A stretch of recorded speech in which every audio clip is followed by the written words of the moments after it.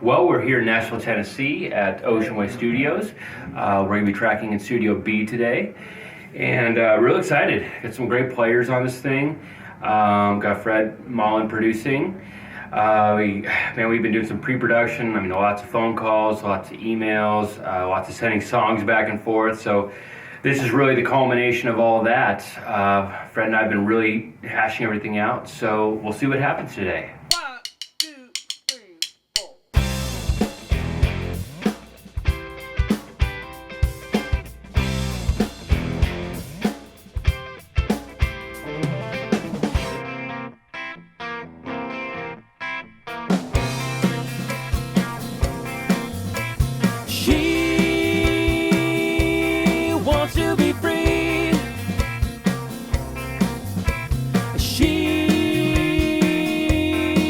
She loves me.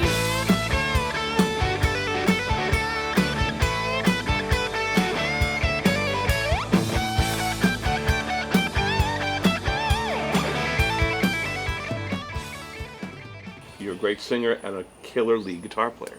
So, if you look at something like, because some of your stuff reminds me of things like Toto or Boston or that kind of stuff, that's what Tom Scholz was. It was all about Tom Scholz guitar playing. And so to me, that's what I need from you is that, it's clear who's playing lead guitar. Yeah, I agree. And the cover of the fucking EP has to be you with the guitar. Okay. Yeah.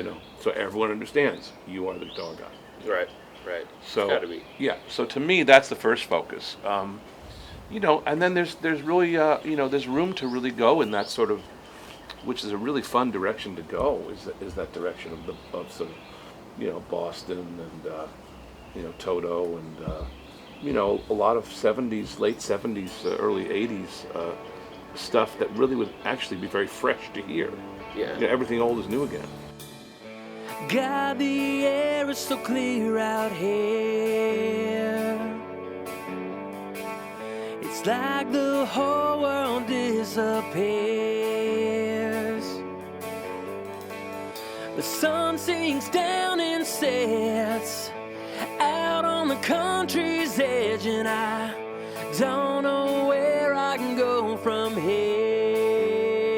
here.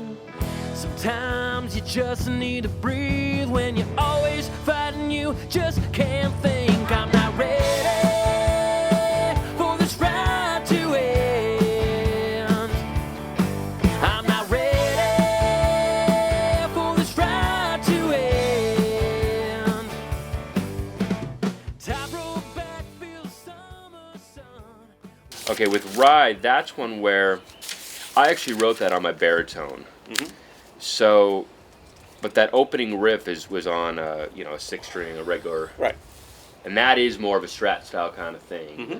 So I have my baritone. So the question is, do I do the baritone part? That actually comes in at like 4 bars later. Mm-hmm. So I envision the electric kind of playing the Right. do do da do do do do do do. Mhm. Then do do do do do do do Mhm. boom. Mm-hmm. Mm-hmm. Is that That's up to y'all. If you Strong enough? Just make a decision. Whatever you prefer to do. is that a baritone? No. Yes. That sounds great. Well, So do you want me wait to a go second. to a regular Hold guitar? on, You try that because Oh, you're saying that's a baritone? We're both playing Yes. baritone right now. right. Right now we're playing 2 Oh, I baritones. didn't realize that. Yeah, I didn't either. Okay. So just go to your other guitar.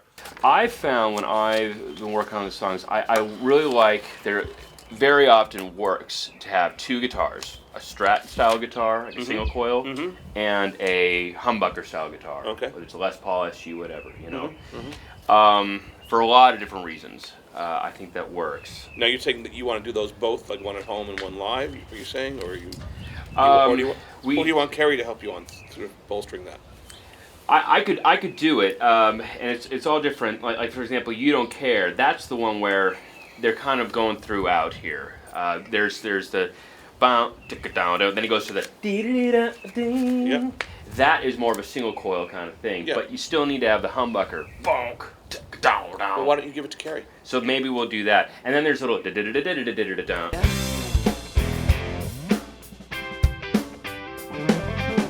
And this crazy thing called love, I'll take my advice. I turn back around.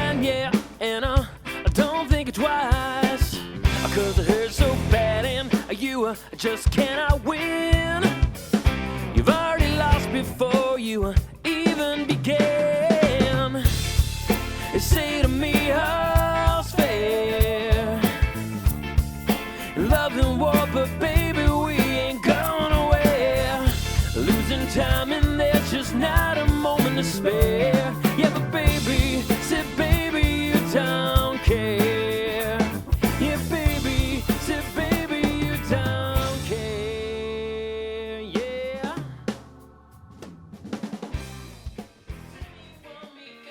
You want me tonight? You got me running. You got me spinning. You got me so excited, girl.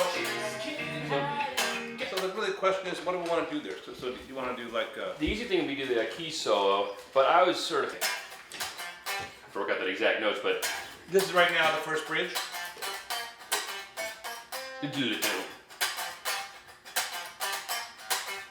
keys and over this.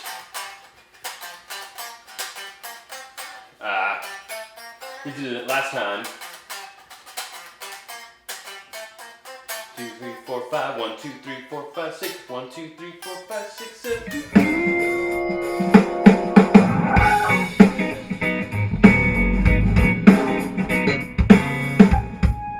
Yeah, you're really rushing it. That's the problem.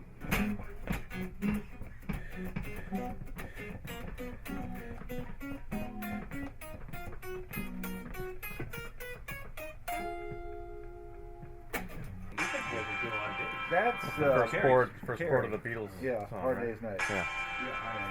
He told me he signed the Beatles, not because he liked their music. They had all been turned down by everybody. And they came to him, and George's background was producing comedy records for EMI. And he said, I didn't think their music was that good. He said, and of course it's in that proper English accent, but he said, you know, I liked them. They were funny. We have a Beatlesque song, clearly an homage to the Beatles, but it's also clearly an homage to You Can't Do That, which was on the B-side of Can't Buy Me Love.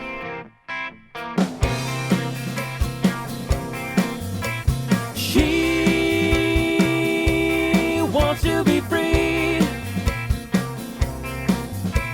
She says she loves me.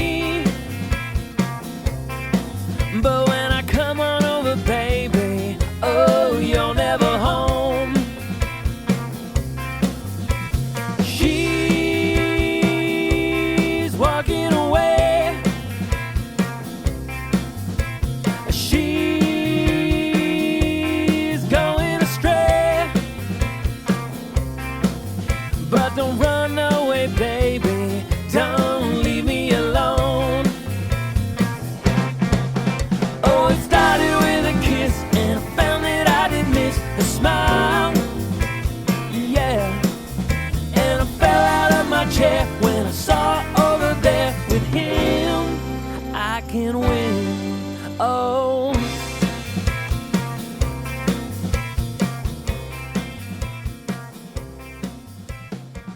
We just got done with the tracking 6 songs. It went phenomenally well.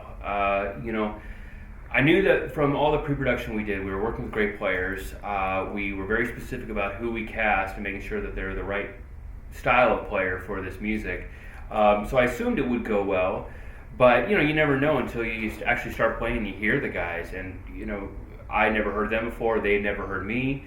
They had never heard the songs before. We drove up in the control room and basically just kind of worked down the charts, and then we went in the room and played them down. You know, within the first 2 seconds, I mean, I knew that it was going to be great, and these guys were the right guys. You know, there's a couple of songs where the groove is a little different than I had envisioned, but just through the process of playing it down, everybody had the right sensibilities and could adjust, and so it took very little time for it to fall into place and to fall into groove. I think these guys did a phenomenal job, and it was great. The one thing that was sort of a surprise, or it was unplanned anyway, there's a song called You Got Me, and I had this sort of complex middle section worked out. The demo had kind of just a simple, funky kind of pattern to it, and that was what was on the chart. And I just sort of said to Fred at the last minute, I had this idea, but I don't know if we want to get into all that. Are we gonna have time? And he said, no, let's do it. And at first we started playing it, and I thought it wasn't gonna work there, because it's really complex. But it really, again, we just sort of ran it down a few times, and it really started taking shape. And we made it work. And the listeners will hear it. It's pretty out there, but it's pretty fun. Well, it started with a kiss, and I found that I didn't miss a smile. Yeah, I mean, she is an interesting one. It's intentionally simple. It's intentionally Beatlesy, which that's part of the fun of it. It's I wouldn't say gimmicky, but kind of gimmicky. But that's part of the fun of it. That it is so reminiscent of that. And I remember thinking about the song choices for this thing, and I knew Fred would be the right guy to produce this. Yeah. And I'll just play some stuff up top, and then I'll play big. When it comes to guitar players, it's not all. I mean, I wouldn't say it's not common, but it isn't always common for guitar players to complement each other, to work well off each other. But I told him that I thought he did a great job. His parts were very creative. They worked, and he's just such a friendly guy that we really interacted very well. So we're kind of looking over at each other at different spots and going, oh, cool. Just giving the, just a little motion of the eye, a little movement can just sort of indicate like, all right. When you go into the control room, I don't know if it's just because they have big speakers or because we have a couple great engineers working in there, making it sound the best, but it is larger than life. I mean, I remember when this whole thing kind of started, when Fred invited me down, I hadn't really been to a major studio, at least not when a session was happening. And that was the first thing that blew me away. It's humongous in the room. It's truly one of a kind. I mean, you can have great headphones, you can have great speakers at home, but there's nothing like going into a control room and hearing it like that. Mm-hmm. It's something else. It's magic. I got friends of mine who talk about, you can just program the drums, or you're gonna have a keyboard player to play it. Well, yes to all the above, but when you listen to those songs and you listen to Shannon Forrest playing drums, I'm sorry, you ain't gonna program that. And any of the guys, keyboards, bass, all the guitar stuff, you can't program that. I'm sorry, I don't care who you are, how good you are. That and a lot of that part of it is because each player is interacting to what they're hearing in the moment, and it changes from take to take. There's little differences there, and you can't recreate that. Yeah, you can't recreate that. That's the magic of it all. Hey, this is Bill Worrell. Just got done recording 6 songs for my new EP. Can't wait to get it out for you guys all to hear it.